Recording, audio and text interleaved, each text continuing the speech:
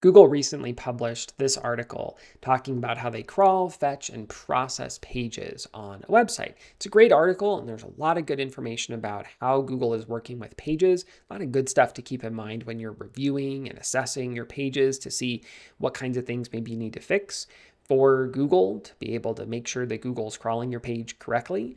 But there's one part of this article that's gotten a lot of attention that I wanted to talk about here, and that's the 2 megabyte limit. So in this article, Google said that they're fetching up to 2 megabytes for any individual URL on a page and up to 64 megabytes for a PDF. So is this something you need to worry about? Is this a problem? No, for most websites, this is not going to be a problem.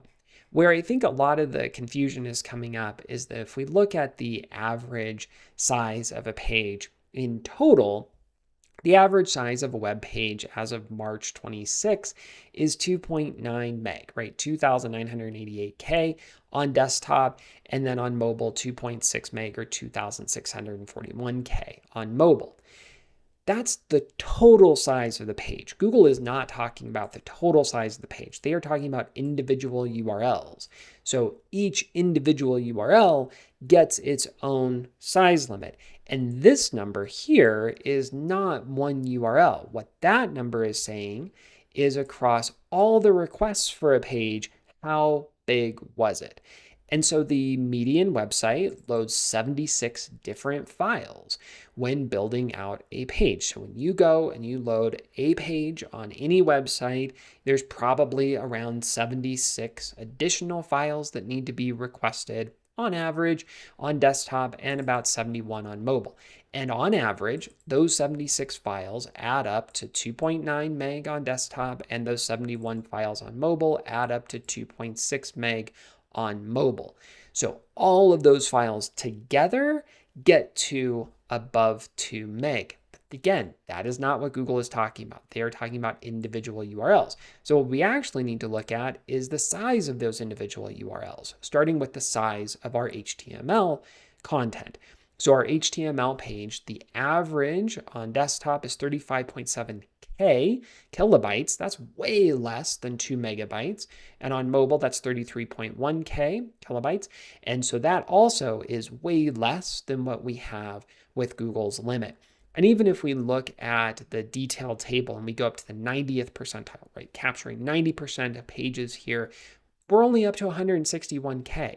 Most websites, their HTML pages are well below the 2 megabyte limit. So most websites are not going to have to worry about this limit at all, or worry about the cutoff if they're above that limit.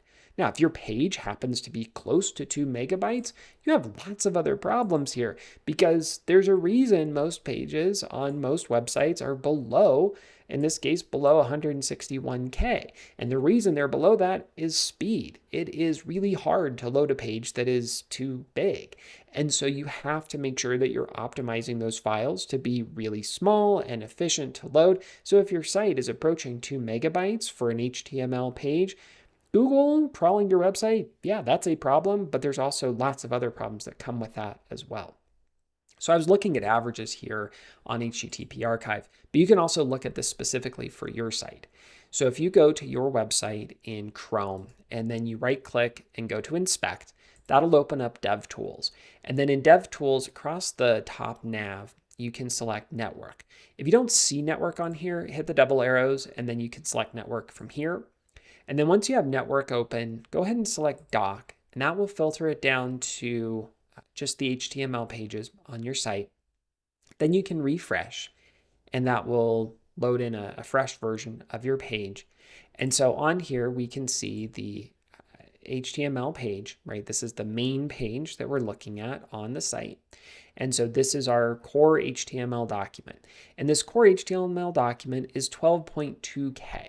So 12.2K is well below 2 megabytes. Google is going to be able to crawl this very easily. They are going to be able to fetch everything from this page and be able to process it and look at everything. There will be no cutoff here.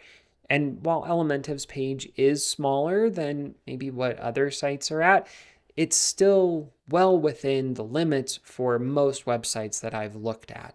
When you open up most pages and look at it, they're well below even a couple 100K, let alone 2000K, right? 2 megabytes. So this is not something you need to worry about. Now, it's a good idea to check the size of your pages, both for your HTML pages. Also, what is the size of your CSS file?